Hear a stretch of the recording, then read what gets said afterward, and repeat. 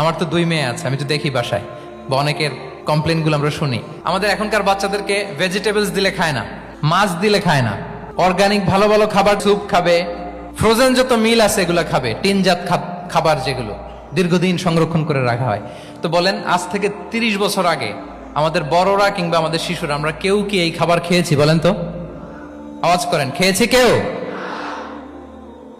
They changed the entire system.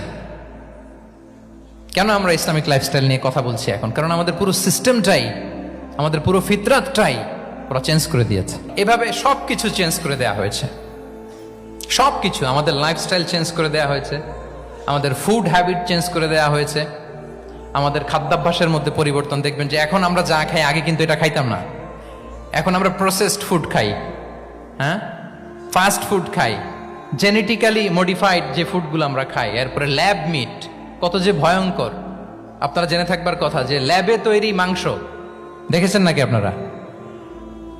প্রাকৃতিক মাংসের কোনো ছিটে ফোটা নেই, কিন্তু এটা গরুর মাংস হয়ে গেছে, ওইটা মানুষ খাচ্ছে। মানে আমাদের লাইফস্টাইলও করাপ্টেড, আমাদের ফুড হ্যাবিটও করাপ্টেড, আমাদের স্লিপিং সাইকেলটা করাপ্টেড, সবকিছু করাপ্ট করে দেওয়া হচ্ছে।